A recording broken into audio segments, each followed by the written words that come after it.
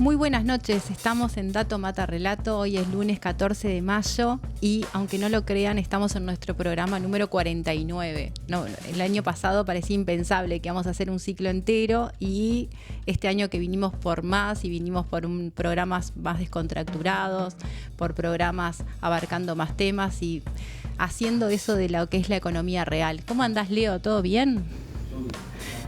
Leo siempre me exige que la economía sea la economía real y que tratemos de llevar a lo que economía es todo, ¿no? Sí, Y nos bueno, falta explicar un poco eso todavía, un poco más. Pero creo que venimos mejorando, ¿no te parece?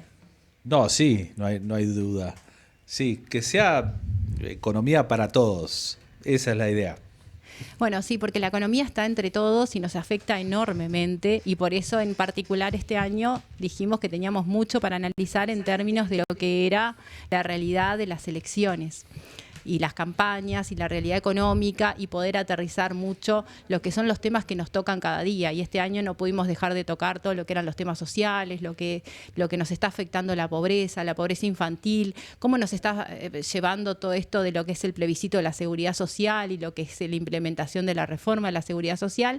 Y después dar luz un poco sobre los números de la coyuntura y de la realidad económica para seguir analizando qué va a pasar en términos de propuestas y de campañas, qué se dice y qué no se dice, a veces en titulares que parecen similares pero que tienen bastante distinto de contenido.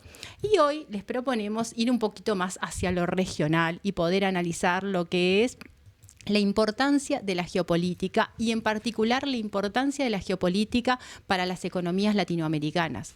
La geopolítica es un tema cada vez más presente en nuestras realidades. Hace relativamente pocos años parecía un concepto complejo, raro, que se tocaba poco o en determinados ámbitos bastante más de la intelectualidad o de la política. Pero fenómenos como fueron la guerra comercial entre China y Estados Unidos, la pandemia, la guerra Rusia-Ucrania, ahora la realidad de Medio Oriente, entre muchos otros ejemplos, ponen en la realidad de que la geopolítica es uno de los temas más importantes que desafían a las realidades económicas. Entonces, para eso, hoy tenemos un invitado muy especial, un amigo, que es el doctor Juan Agulló. Bienvenido, Juan. Muchas gracias, María Noel. Un honor estar en tu programa. Un saludo a tu audiencia. Bueno, les cuento que Juan es doctor en sociología, hizo su doctorado en Francia, en París, es español, pero actualmente vive en Brasil y estuvo muchos años también trabajando en México. Un investigador súper destacado, alcanza con que googleen y puedan seguir sus artículos y todos sus aportes. Yo, la verdad que he tenido el gusto de poder compartir con Juan, haber escrito un artículo hace poco y tenemos algunos... No nos conocemos personalmente, Juan. No, Es lo aún que no, permiten pero las redes y la pandemia, ¿no? Nos cruzamos a partir de artículos escritos en forma bastante simultánea y bueno, esto que permiten las redes de intercambiar ideas y bueno, estamos un poco por seguir profundizando en algunos conceptos que vinculan esto de lo político, la economía y que nos desafían y bueno, estamos un poco en esta etapa, pero quería un poco conversar con Juan, que es un experto en estos temas, en lo que es ¿en qué es la geopolítica y cuál es el desafío en términos de la geopolítica actual de nuestra región, en términos de ser un continente con el potencial que tiene, pero también con las restricciones que ha construido históricamente? Entonces, quería un poco, Juan, que nos hablaras un poco de qué entendemos por el concepto de geopolítica, cómo lo definimos, que es un concepto con la complejidad que tiene y con la evolución que tiene y no es lo suficientemente estático, pero que hoy en realidad es un tema que está presente en todos los discursos políticos, en todos los análisis a nivel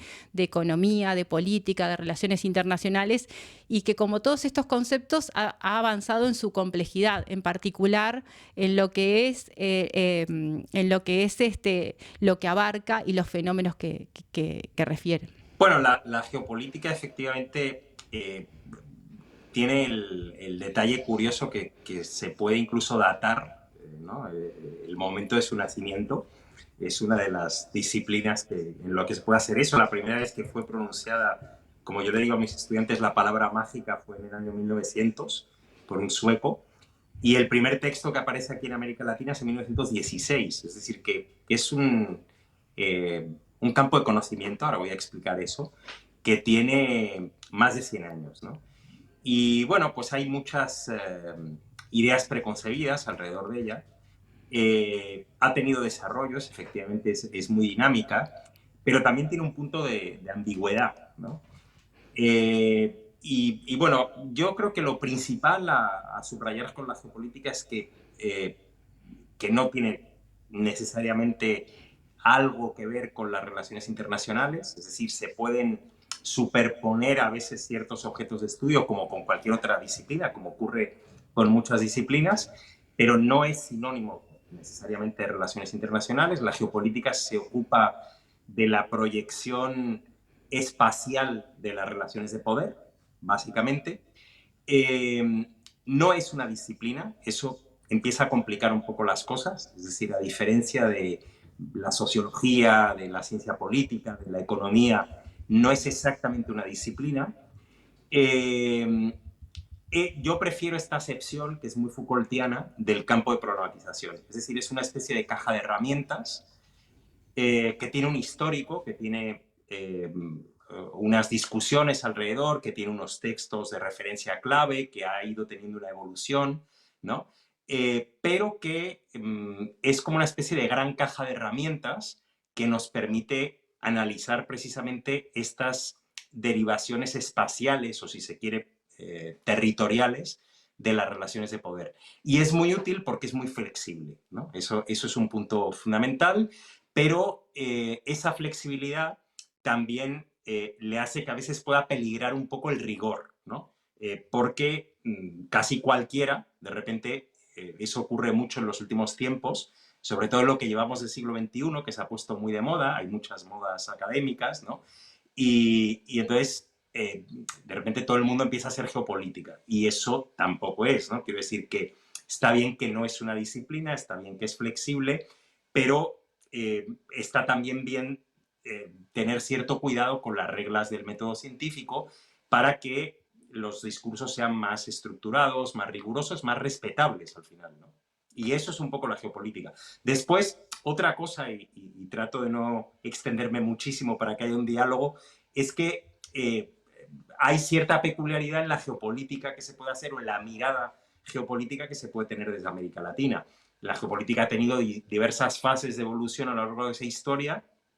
La geopolítica, prácticamente hasta la Segunda Guerra Mundial, estuvo muy vinculada a la experiencia colonial, como de hecho la geografía misma, es decir, para conocer realidades que después de repartirse literalmente el mundo en el Congreso de Berlín en 1885, las potencias europeas no conocían las partes que les habían tocado, entre comillas, ¿no? Y realmente esa era la utilidad, por más que ahora se intente esconder un poco. E incluso dentro de Europa estuvo muy vinculada a ciertos expansionismos, es decir, Hitler la utilizó, Mussolini la utilizó, el imperialismo japonés la utilizó, Haushofer, que era el autor de cabecera de Hitler, fue agregado militar alemán en Japón durante mucho tiempo y la utilizó. Ahora, ¿se puede hacer una geopolítica decolonial? ¿Se puede hacer una geopolítica desde el sur global? ¿Se puede hacer una geopolítica más progresista? La respuesta es sí. Eso como cualquier disciplina. Es decir, hay autores más conservadores, más reaccionarios, más progresistas. Yo sobre todo lo que quiero reivindicar es la pluralidad también de la geopolítica, ¿no? Y que no todo es necesariamente bueno o malo, ¿no? Cuando hay enfoques de diferentes disciplinas o diferentes ideologías, entonces esto hace que eso que vos decís, que tenés la peligrosidad de la rigurosidad, después dependerá del ámbito, dependerá de los aportes, cómo se concreta. Pero yendo más a los temas concretos, ¿cuáles son los principales hechos o realidades que destacamos en términos geopolíticos? ¿No? Yo mencioné algunos un poco en la introducción, como los grandes hechos, pero si nos tuviéramos que parar hoy, ¿cuáles son los principales hechos, realidades o fenómenos que están haciendo que asuma la relevancia que tiene hoy en el análisis de cualquier situación a nivel país, a nivel del continente, a nivel de las relaciones internacionales? Bueno, hay algunas constantes históricas del pensamiento geopolítico, incluso internacional, ¿no? Realmente. Y bueno, como estaba mencionando en la pregunta anterior, nació muy vinculado a la necesidad de las potencias europeas, fundamentalmente de Francia, de Gran Bretaña, ¿no? Y después un poco de otras también, de Italia en algún momento, etcétera, que es muy curioso. Italia, por ejemplo, la tradición geopolítica italiana, más vinculada al fascismo, reclamaba el derecho a colonizar y rebatía, ¿no?, a muchos de los autores franceses y tal. Tiene cosas muy divertidas la geopolítica.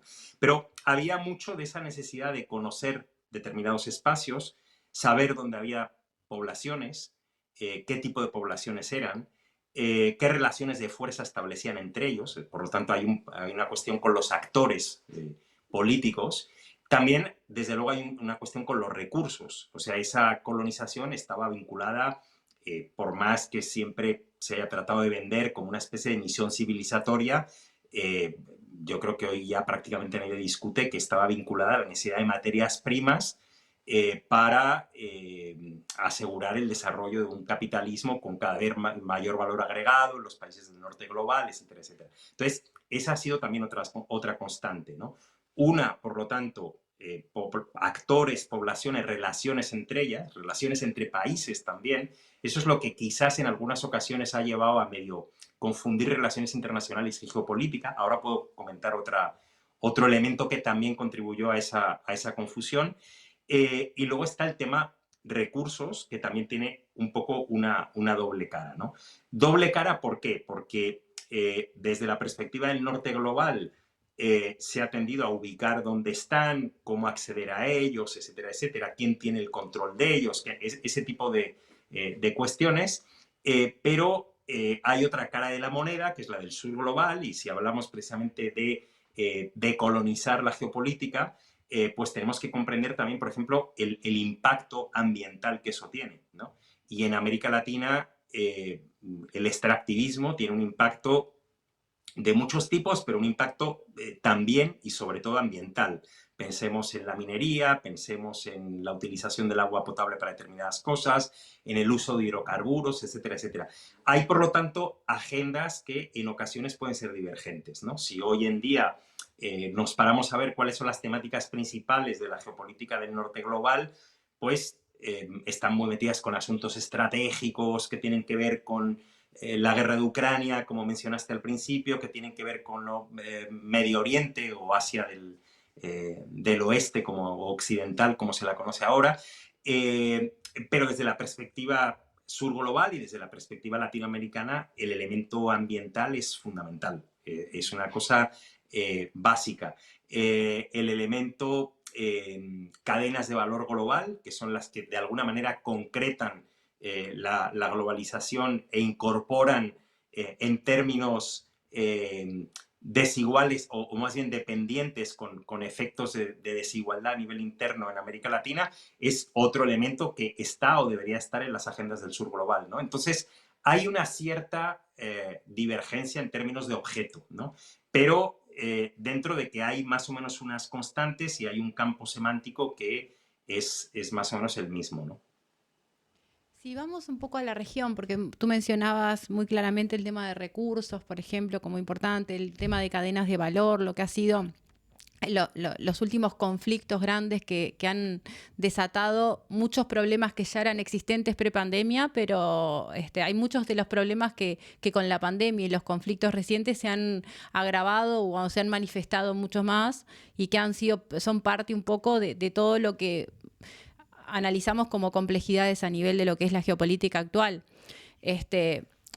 En muchos lugares se habla de los desafíos en términos de la geopolítica de acá al 2050, por ejemplo, y donde el tema, por ejemplo, recursos naturales, el tema de sostenibilidad y cambio climático están en el centro, pero detrás de eso también hay todo lo que tiene que ver con la generación energética, o sea, está en juego también temas muy importantes desde el punto de vista de los aspectos económicos, que están en lo que es la realidad de ese norte global, sur global, donde América Latina en particular, que era un poco donde nos queríamos centrar, como como ubicados en esa región, tiene un lugar importante a jugar o a estar presente, o sea, viene siendo centro. Lo veíamos en todo lo que es los recursos naturales y minerales, como es, por ejemplo, recursos minerales estratégicos, como viene siendo el litio, como viene siendo otros.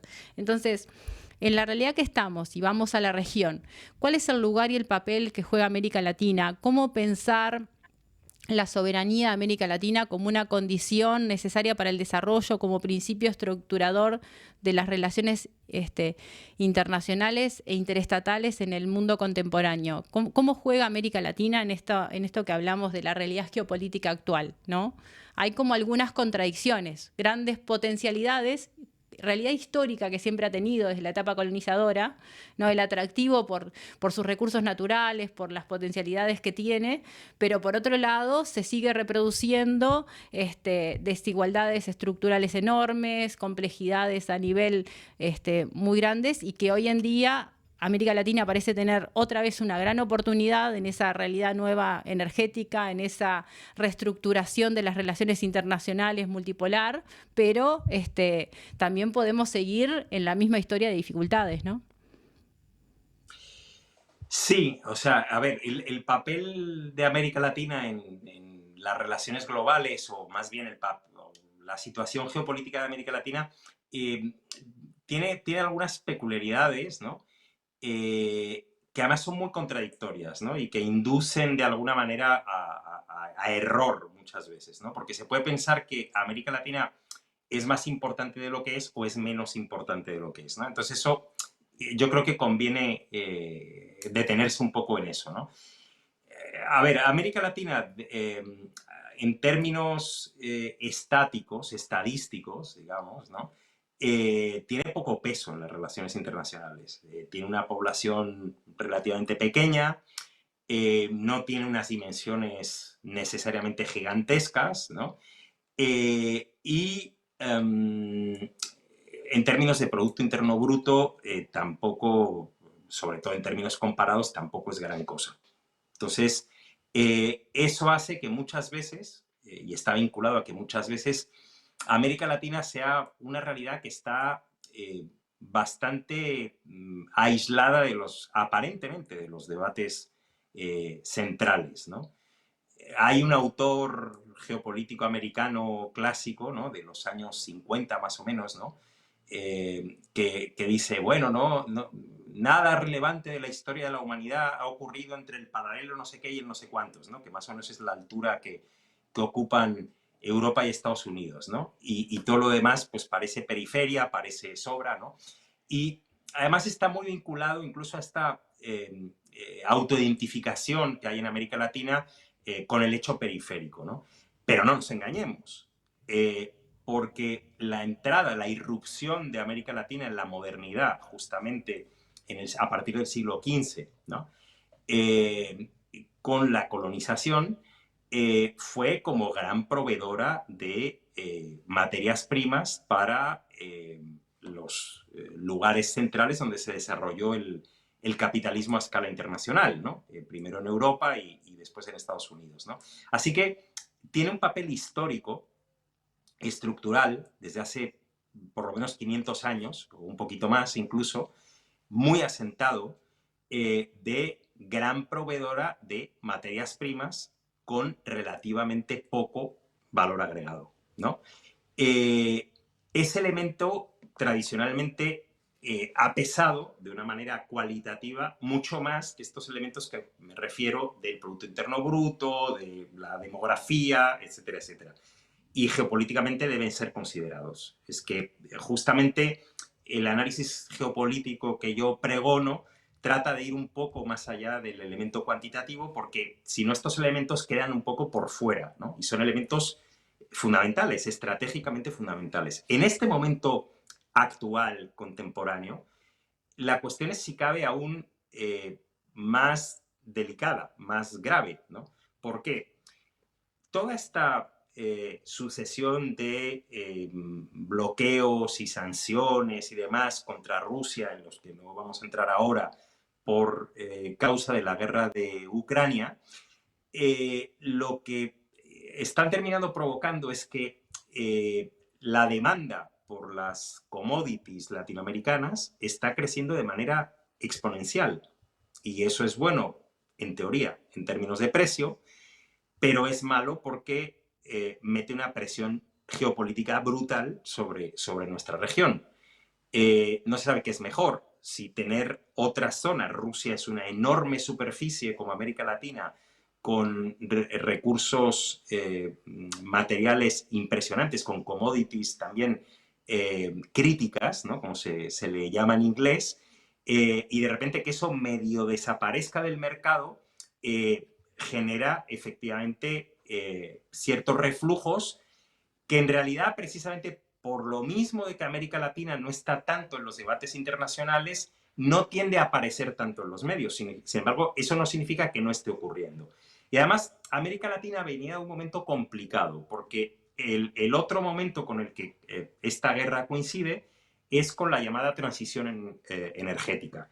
Y esa transición energética, debido efectivamente al calentamiento global y a todas estas cuestiones, estaba pensada a priori para 2040, 2050, que a la gente que ya es muy mayor como yo nos parecía muy lejos hace unos años, pero en realidad lo tenemos a la vuelta de la esquina. O sea, estamos hablando de 15, de 20, 25 años como mucho, ¿no?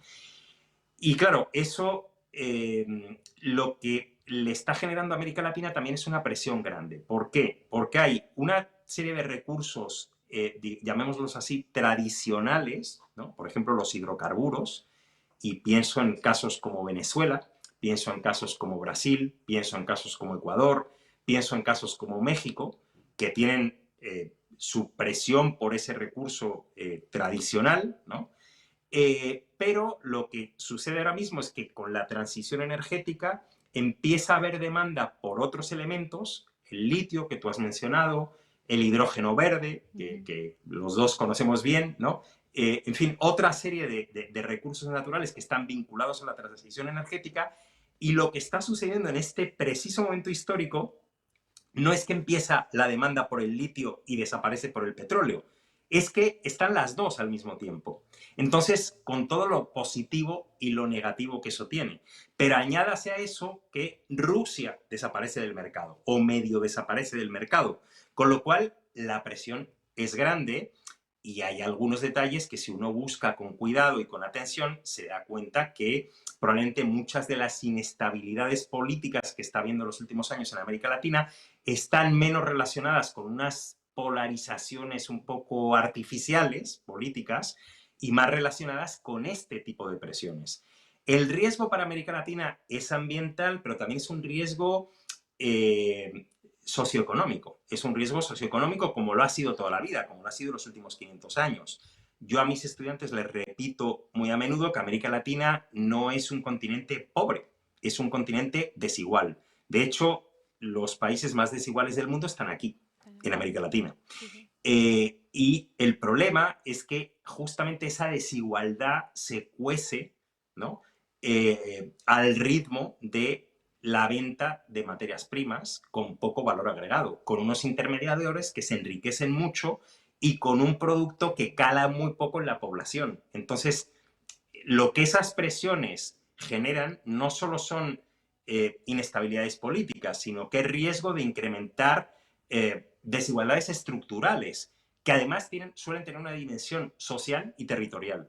Entonces, por eso este momento es especialmente delicado para América Latina.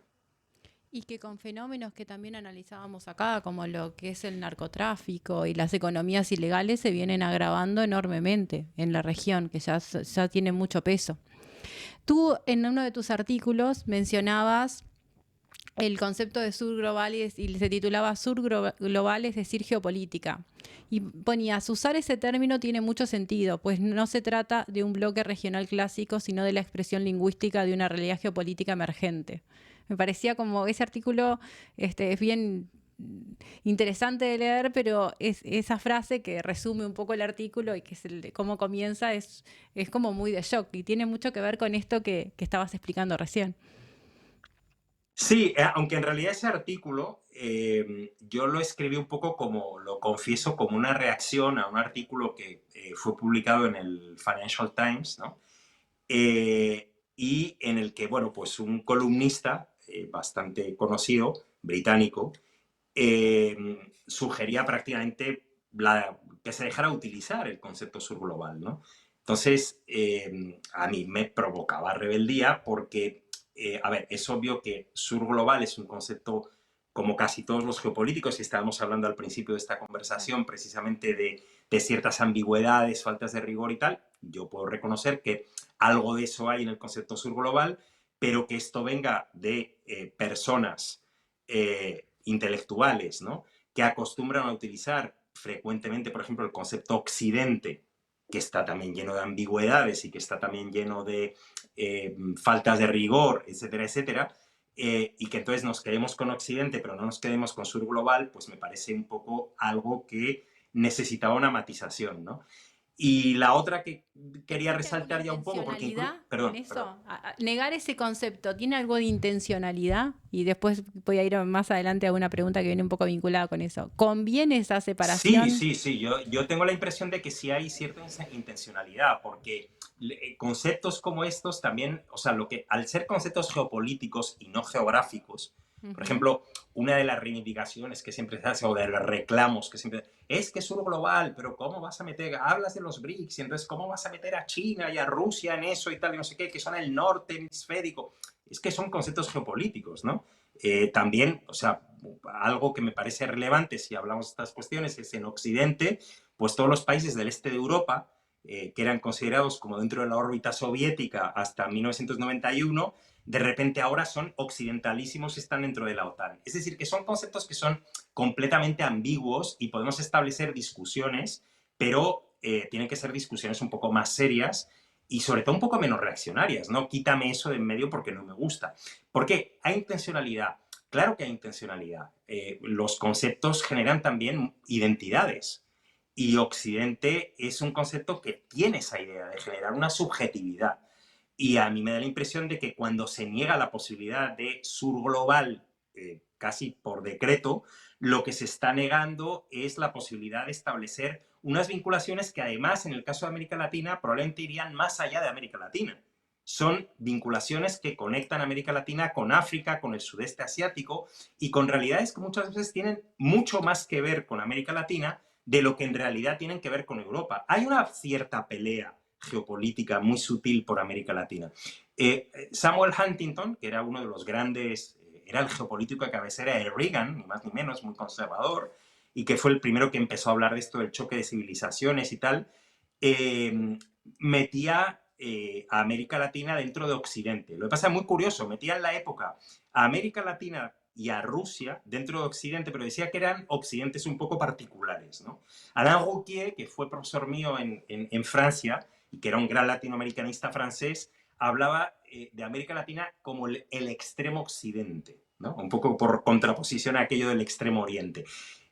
Son conceptos geopolíticos y son muy interesados. Es como la propia idea de América Latina. La propia idea de América Latina surgió como una necesidad de diluir, por ejemplo, el elemento hispánico, ¿no? Que eso alguien como Metol Ferré, uruguayo, por cierto, mencionaba y discutía mucho y era un gran reivindicador de esa parte hispánica, ¿no?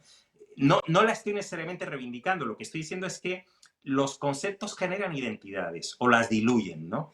Y decir que no se utilice sur global es mucho más que una aberración intelectual, tiene una intencionalidad política detrás, claro.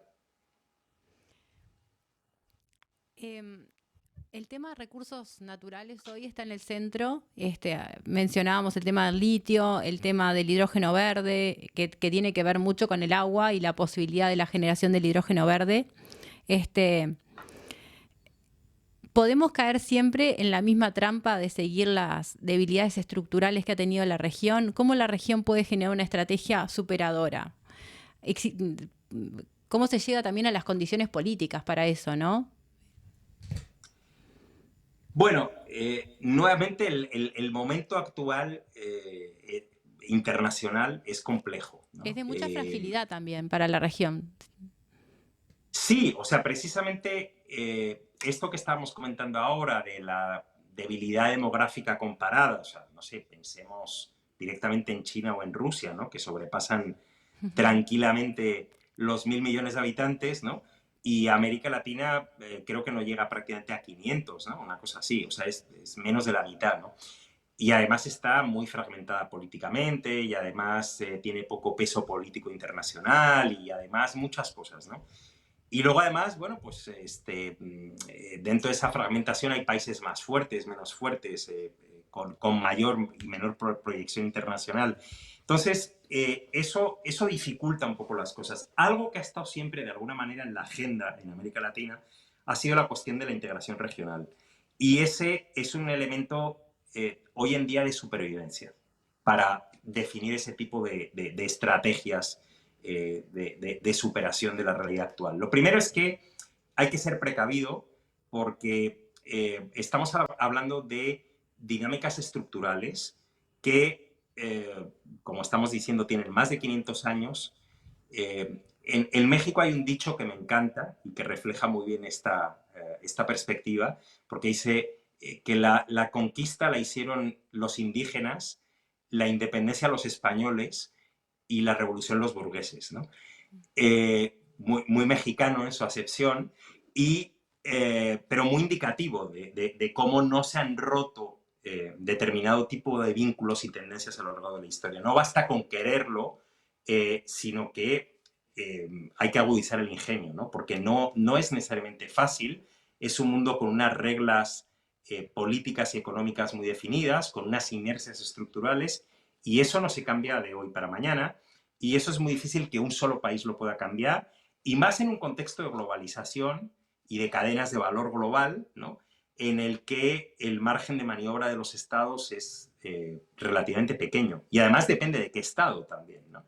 Entonces, ese tipo de concertaciones, de integraciones regionales son realmente estratégicas. Lo que pasa es que América Latina no tiene un historial muy afortunado al respecto. Los primeros intentos de integración regional datan de los años 50, 60, más o menos, ¿no? Y en realidad, en términos comparados, no ha habido grandes éxitos. Esa es la realidad, la triste realidad. Después podríamos entrar a hablar los factores de por qué eso ha sucedido, de por qué no, de tal, ¿no? Pero lo que es obvio es que ese es el camino, ¿no? Y que hay muchos modelos al respecto. América Latina puede y debe construir su propio modelo, pero algo en lo que yo creo que no se debe caer es en copiar determinado tipo de perspectivas. Por ejemplo, esta idea de que el sumum, el modelo, el ejemplo de la integración regional es la Unión Europea, yo creo que más allá de muchas otras consideraciones, es muy discutible. Es muy discutible porque son contextos diferentes, son realidades que han evolucionado de manera diferente y nuevamente yo creo que América Latina a este nivel podría ser muy bien fijándose en experiencias que tampoco son necesariamente absolutamente ejemplares, pero que sí pueden aportar algunas ideas básicas que a América Latina le podrían permitir, y estamos haciendo un poco política ficción, le podrían permitir un poco mejorar su condición geopolítica a nivel global. ¿En qué estoy pensando, por ejemplo? Estoy pensando en la Unión Africana, que tiene algunos modelos institucionales muy interesantes. La Unión Africana tiene, por ejemplo, un Consejo de Seguridad que copió de Naciones Unidas y que le ha permitido gestionar un poco sus asuntos de manera más institucionalizada. Es decir, ocurren crisis, y probablemente hasta más graves que en América Latina, pero lo que los países africanos tienen que decir y cómo lo tienen que decir está mucho más institucionalizado, está mucho más acotado, está mucho más aceptado por todos que en América Latina, que en cada crisis tenemos que correr detrás de, primero, tener nosotros el protagonismo de decir qué es lo que pensamos, pues no sé, sobre los sucesos recientes de Ecuador, de Panamá, de Perú, que esperar a que se nos meta un tercero, un cuarto y un quinto a opinar, ¿no? Entonces, ese es un primer elemento importante del que yo creo que tendríamos que aprender, ¿no? Y hay otras experiencias. Está, por ejemplo, la Asociación de Naciones del Sudeste Asiático, la ASEAN, que tiene experiencias muy interesantes en términos de comercio intrarregional. Y ellos tienen los llamados sistemas de compensación monetaria que les permiten saltarse algunas de las monedas consideradas tradicionalmente de comercio internacional, el dólar, el euro, el yen, ¿no? Y eso aumenta la competitividad de sus productos porque negocian en sus monedas. y bueno, nadie cede soberanía, al contrario, se asienta, se afirma, sus productos ganan competitividad y aumenta el comercio intrarregional. Esos son ejemplos concretos que debieran ser bastante inspiradores para América Latina. El tema ambiental yo creo que es fundamental en América Latina. Ahora que has mencionado el litio y el hidrógeno verde, que están muy directamente vinculados al agua potable, y América Latina es la región del mundo con mayores reservas de agua potable, eso hay que cuidarlo y hay que llegar a determinado tipo de acuerdos de pues, cómo se administran esos recursos, en función de qué, quién los privatiza, por qué, con qué reglas, ¿no? Ahí yo creo que la región entera tendría cosas que decir al respecto.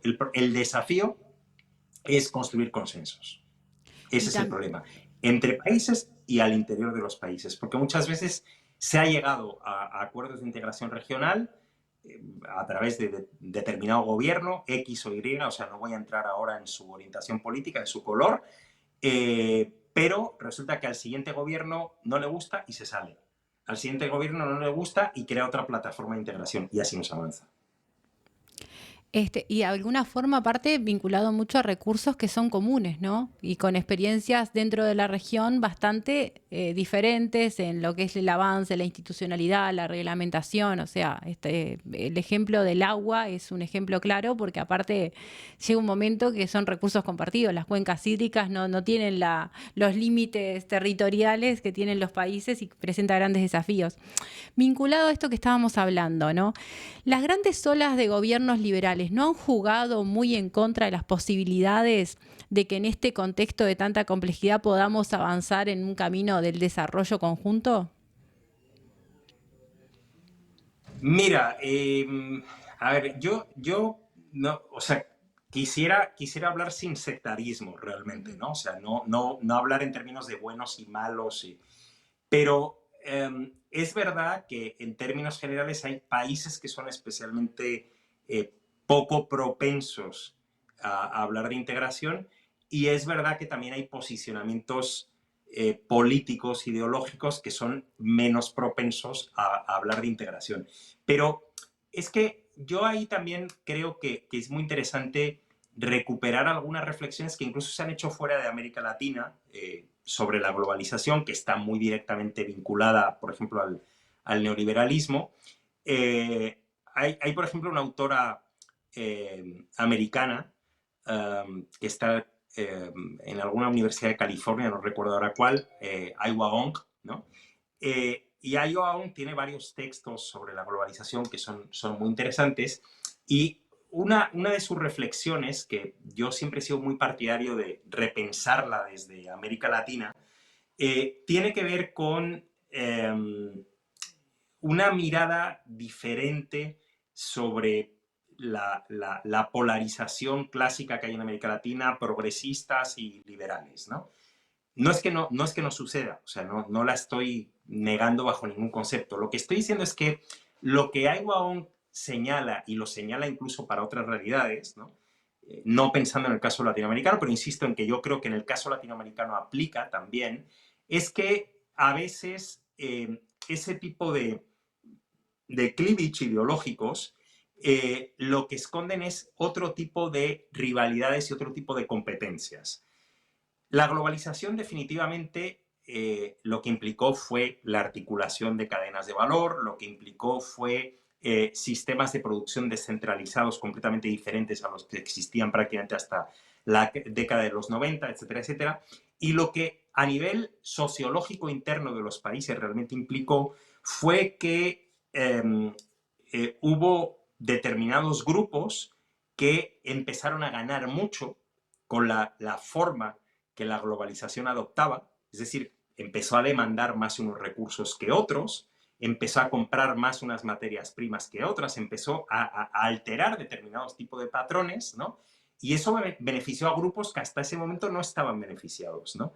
Y al mismo tiempo hay grupos más tradicionales que estaban más cómodos en sus esquemas nacionales, con sus mercados más cerrados, más proteccionistas y tal, que si no se vieron perjudicados, en algunos casos sí, lo que no salieron es tan beneficiados por la globalización. Entonces hay veces que esas contraposiciones que parecen verdaderamente irreconciliables, con lo que tienen que ver es eso, es con ganancias o pérdidas vinculadas al proceso de globalización y a la grandísima demanda de recursos naturales que hay de América Latina. Entonces, a veces en América Latina se empieza a hablar, los liberales, tal, los progresistas son todos comunistas, comen niños por la mañana, no sé qué, tal cual. Y en realidad lo que sucede es que hay grupos que ganan más o que ganan menos. Y hay determinado tipo de alianzas. Muchos de los llamados gobiernos progresistas en realidad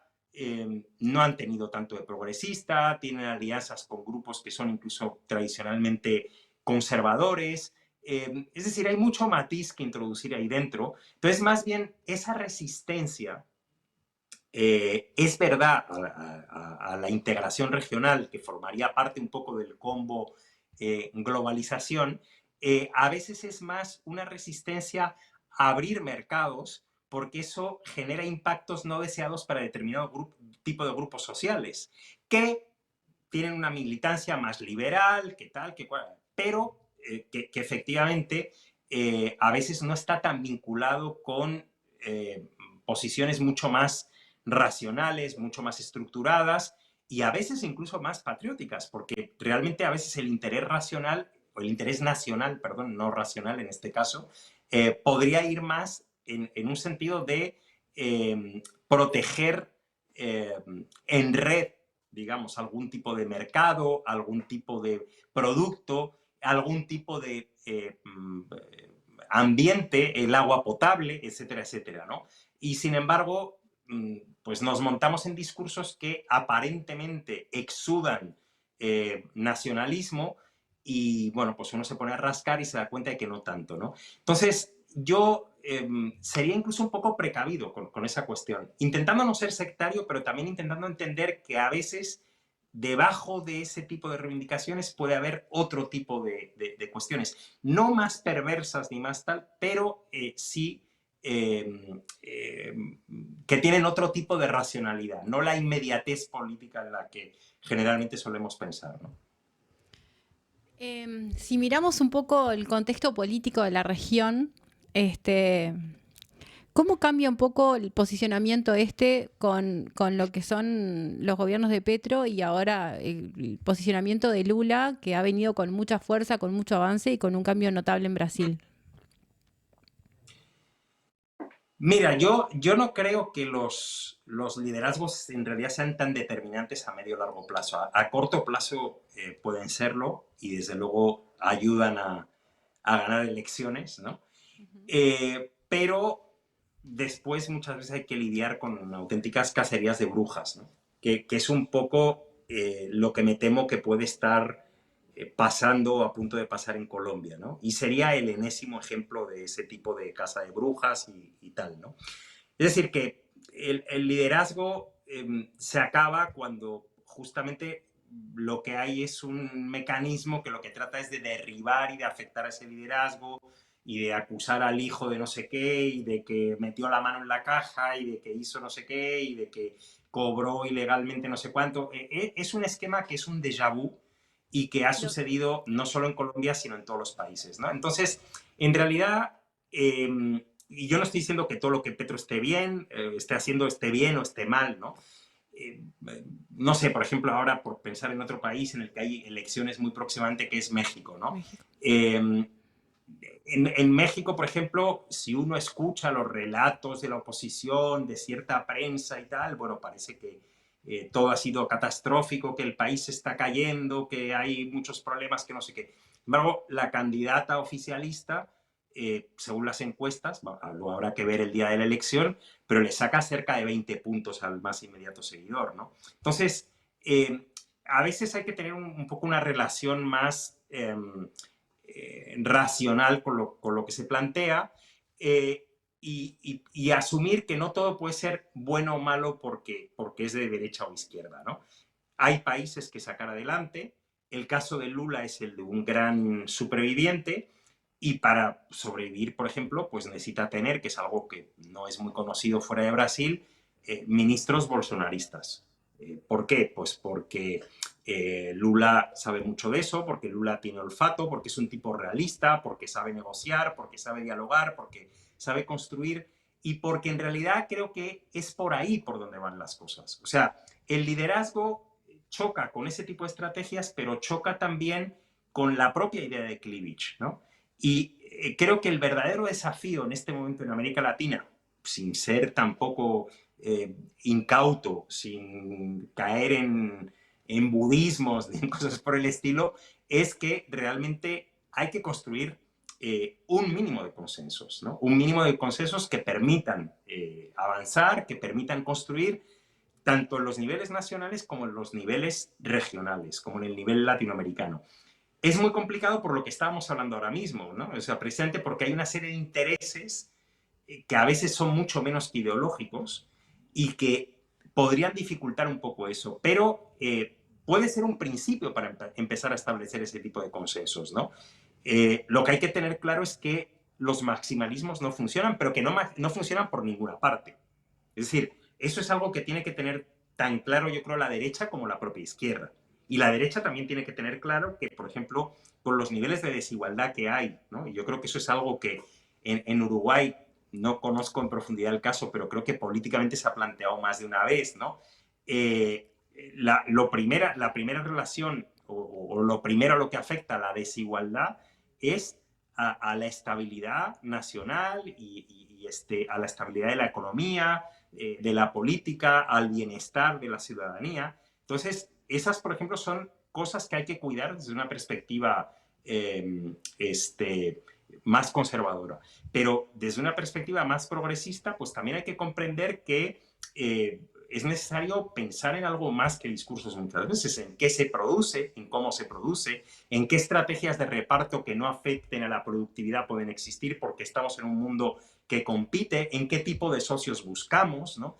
Es decir, que el progresismo también se tiene que traducir en cosas concretas y tiene que ser realista y tiene que saber que trabaja con determinado tipo de empresariado y que puede generarse otro tipo de estrategias de crecimiento, que hay que huir del rentismo. En fin, hay una serie de cosas que están puestas sobre la mesa hace un montón de tiempo, pero en el que lo que parece haber es una dificultad extrema para construir consensos. Y por ahí es por donde yo creo que pasa mucha de la estrategia de medio y de largo plazo en América Latina. En Uruguay ese tema, así como lo estás planteando, está como muy presente, ¿no? Sobre todo porque se están dando situaciones con algunos indicadores sociales que están siendo de mucha alarma en plena campaña electoral. Y bueno, o sea, hoy son no sé si centro del discurso de todos, pero sí tienen que estar pensados en el discurso de todos. En Uruguay tenemos hoy, nosotros lo hemos analizado en muchos de nuestros programas, unos problemas como lo que es la pobreza infantil enorme. Hemos saltado en problemas de desigualdad, pero también venimos justo de una etapa de un gobierno con muchos recortes a planos sociales importantes, a pesar en algunos tiempos de crecimiento, y ahora estamos con algunos temas de crecimiento. Entonces, ese debate tanto a nivel de la izquierda y de la derecha va a estar por lo menos en lo que es la discusión de la campaña electoral. Después, en un próximo gobierno, sí, se tomarán modelos distintos y podrán tener consecuencias distintas, pero la necesidad de desarrollo una matriz productiva en otra línea, con un salto en el crecimiento, en Uruguay como país pequeño es importante, y el modelo de inserción internacional es clave, y ahí juega en forma muy tajante lo que es la región y los procesos de integración regional. Pero para no irnos mucho más lejos y quedarnos un poco acá en el sur, la realidad argentina es otra que nos está golpeando. ¿Cómo se está pensando la realidad argentina en el contexto latinoamericano con este modelo, con las complejidades que tiene en lo que son la realidad social y política argentina, pero también en su posicionamiento internacional? Bueno, la realidad argentina es verdaderamente, es dramática, ¿no? Sobre todo, o sea, pensada, por supuesto, desde la propia Argentina, porque detrás de todo lo que está ocurriendo hace mucho tiempo hay gente que sufre, y eso yo creo Muchísimo. que no hay que perderlo nunca de vista, ¿no?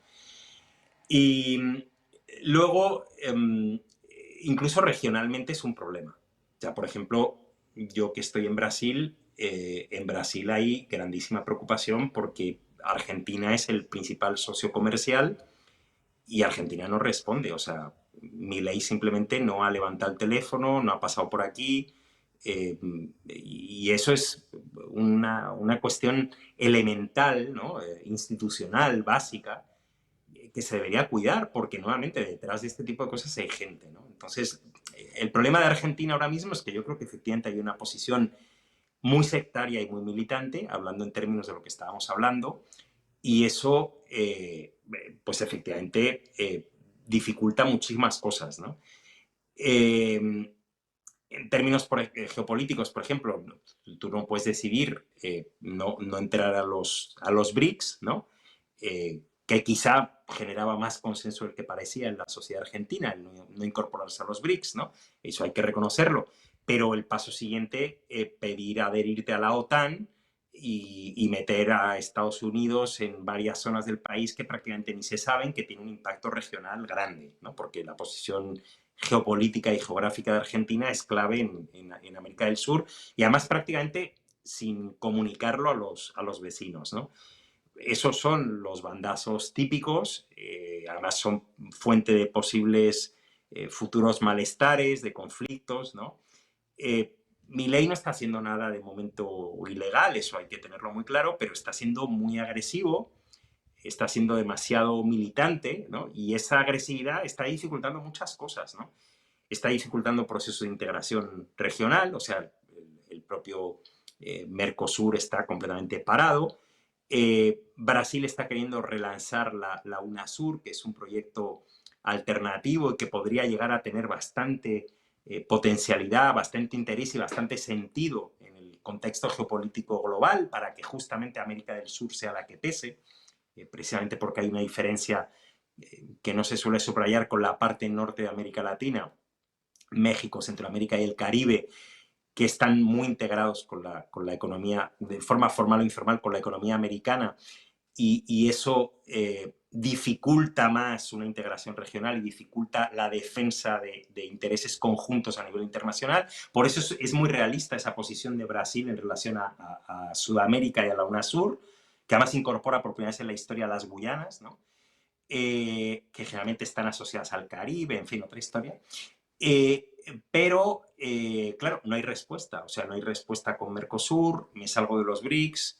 El otro día la ministra de Relaciones Exteriores de Argentina hizo unas declaraciones, no sé, absolutamente abracadabrantes sobre China, que es el principal socio comercial o el segundo socio comercial de Argentina después de Brasil, precisamente. Es decir, con Brasil no hablas y con China haces declaraciones incómodas. Y claro, o sea, eso hace preguntarse hacia dónde va Argentina, pero también la posición en la que coloca al resto de América Latina, ¿no? Eso abre otras opciones geopolíticas en América Latina, porque tampoco Argentina es tan sumamente determinante. Es decir, hay otro tipo de posibilidades y hay otro tipo de articulaciones y muy probablemente Brasil, que ejerce un liderazgo regional, va a tener algo que decir al respecto próximamente. Quiero recordar que este año aquí en Río de Janeiro va a ser el G20 y que el año que viene la COP29 va a ser en Belém do Pará, en el norte del país, y entre medias tengo la impresión de que va a empezarse a definir algo porque de alguna manera era como que se estaba esperando a Argentina, pero Argentina parece que ni está ni se le espera. Entonces, es muy preocupante la situación por la propia Argentina y por el impacto que eso tiene a nivel regional, y no ya pensando en militancias. Es que tendría que estar en los BRICS, es que tendría que estar en el Mercosur. No, es que tendría que decir algo, tendría que aclarar, más allá de que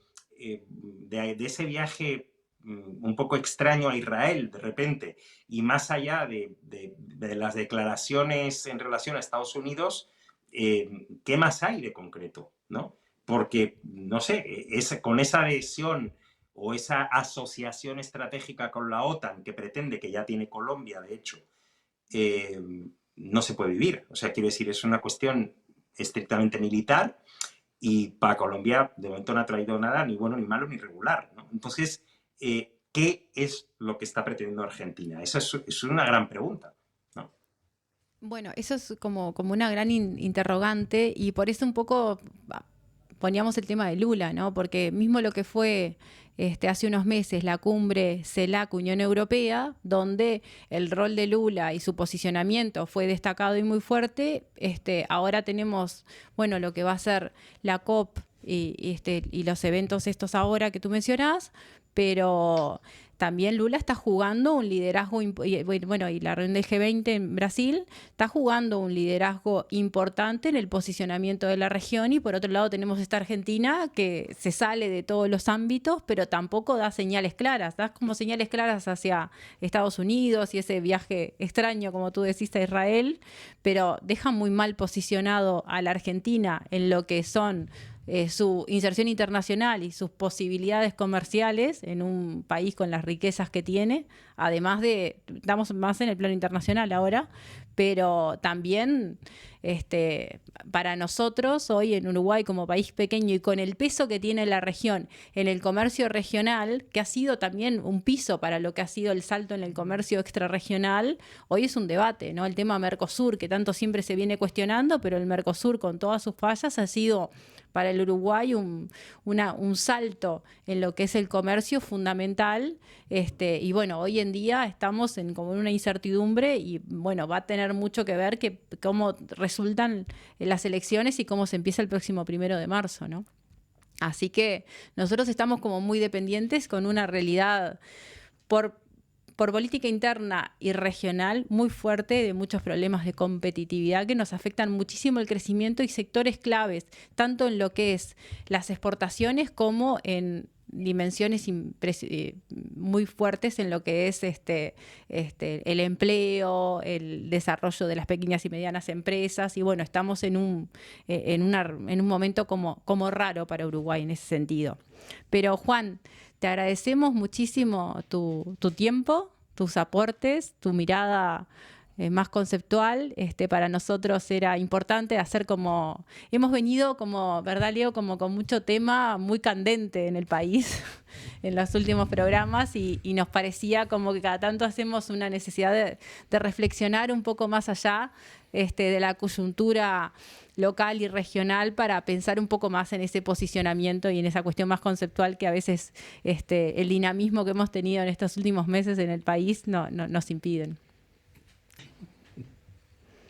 No, yo les agradezco a ustedes. Yo, como dije al principio, para mí es un honor haber sido invitado y que me escuchen en Uruguay, que además es un país al que le tengo un cariño especial.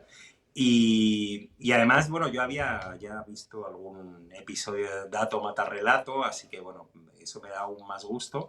Y, bueno, nosotros hemos trabajado juntos, tenemos trabajo pendiente todavía, así que todavía mejor, me siento más a gusto con alguien que conozco.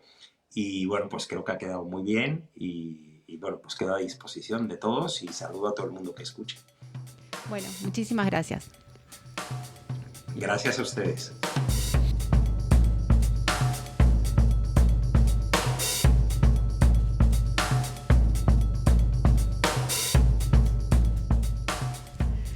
Bueno, llegamos al final de Dato Mata Relato, hoy analizando el tema de geopolítica.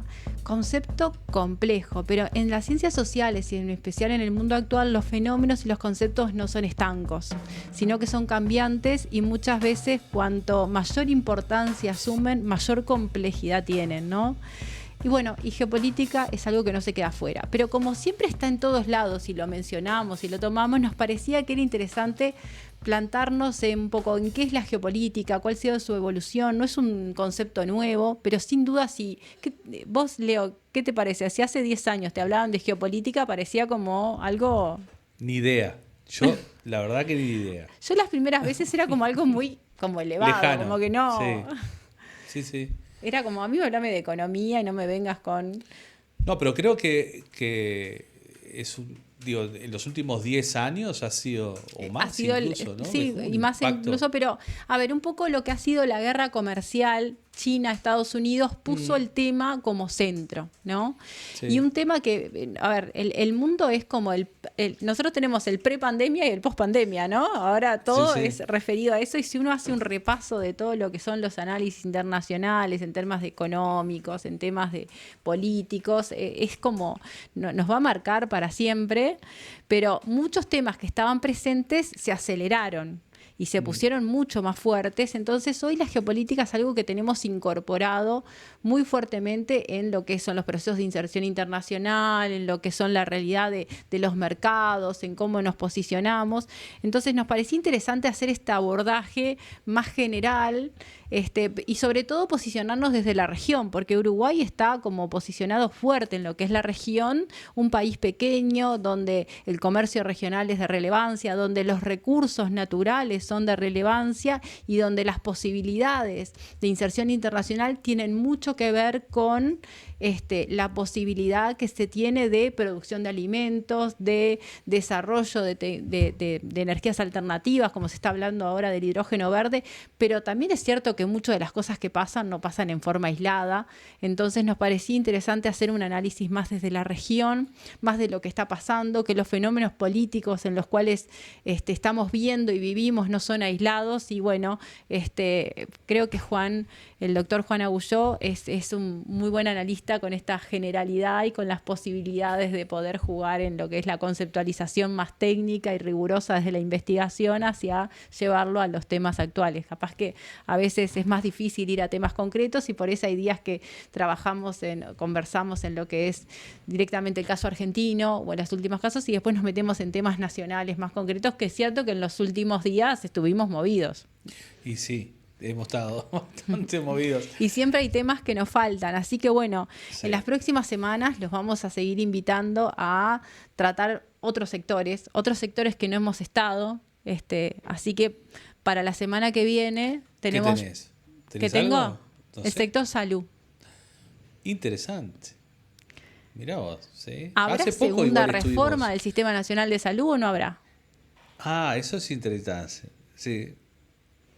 Y va a tener que haber algo, ¿no? Algo va a tener que haber. ¿Por qué? Porque la gente necesita más y mejor salud, y hoy en día estamos en un debate enorme en cuanto a las prestaciones. Se está hablando de la emergencia en términos de salud mental, se está hablamos el otro día del tema de la mortalidad infantil y vimos un poco el desarme de muchos de los servicios que tienen mucho que ver en la instalación. Estamos hablando de los temas más importantes, pero la salud y más salud debería ser uno de los temas centrales. Entonces salud es un tema que necesitamos analizar en profundidad.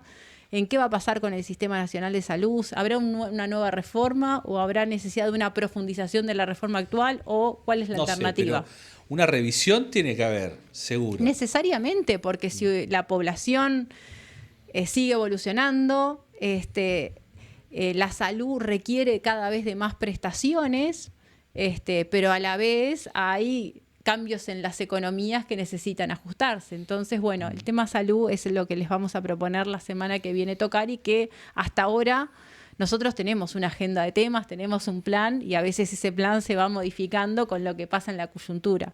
Pero, y también tendríamos que analizar en breve, un poco hacer un análisis de coyuntura, cosa que cada tanto hacemos. Hemos tocado temas aislados, pero no nos hemos sentado a hacer un análisis detallado de los principales indicadores económicos de la economía. Así que Es verdad. Hay que volver a nuestros cimientos. tenemos que volver a nuestros cimientos, tenemos que volver a hablar tenemos que llamar a Julieta para hablar de regla fiscal. Es verdad.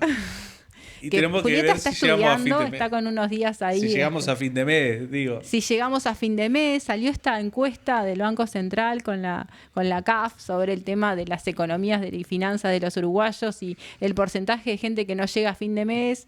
Bueno, las finanzas es otro tema que tenemos que seguir hablando. No Tenemos sé quién mucha llega a cosa fin para de mes, hacer. pero el que llega a fin de mes que avise. Ahí va. Hay mucha. Tenemos por lo menos como 10 programas más. Podemos hacer programa todos los días nosotros. Es verdad, es verdad. Así está. Y mirá lo que me regalaron. Sí, vos sabés que vi ese libro por acá. No, yo personalmente no lo quise tocar mucho, ¿viste? Porque yo conozco a un Luis y creo que con ese me es suficiente. ¿Conocemos al mismo? Yo he leído alguna parte así, pero estaba con mucha ganas de leer. Hay cosas muy interesantes y creo que el autor debería venir a charlar con nosotros. Sería fantástico, imagínate. Es una invitación acá en mi programa. Acá mismo. Bueno, que hagamos una fuerza. Bueno.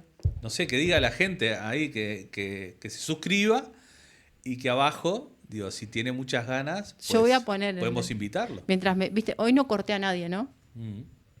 Hoy no corté a nadie mientras no. hablábamos, ¿no? Pero bueno, yo me voy con así, todo mío ahora. Pero bueno, no, Mariana, la verdad que les súper recomiendo el libro de Enrique Ortega Salinas, El otro Luis. Yo todavía no le hice la leída total, pero sí he leído algunos párrafos de algunas partes. La verdad que vale la pena. Es muy ilustrativo, es muy significativo, nos hace ver muchas cosas y repasar hechos que a veces pasan de largo y no están aislados. Y por otro lado, quería mencionarles que la semana pasada se publicó y se hizo la presentación del libro de nuestro amigo Víctor Hugo Morales sobre el tema Milei. Precioso libro, yo lo leí. La verdad que estuvo con nosotros. Estuvo con nosotros, nos adelantó mucho de los conceptos que están en el libro. Quería agradecerle a Víctor Hugo que me mandó el libro para leerlo. Yo ya lo leí. Creo que amerita invitarlo para tener algún intercambio sobre el libro, que nos cuente la presentación.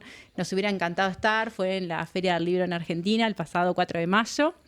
Y bueno, creo que a mí me resultó que me sensibilizó mucho en términos de las cosas que uno ve en la República Argentina, en lo que está pasando con la sociedad argentina, en las necesidades y en la crisis tremenda que están pasando los argentinos y las argentinas, y que nos haga mucho reflexión en las cosas que pasan en Uruguay, en lo que pasa en la economía uruguaya, en lo que pasa en la política uruguaya, para ser muy precavidos en lo que podrían ser una segunda ola de reformas neoliberales y simpatizantes con lo que pasa en la vecina orilla. Sí. Bueno. Así que bueno, esto fue Dato Mata Relato. Los esperamos el próximo lunes. Y bueno, gracias Leo, muchas gracias por... Nos vemos. Chau, chau.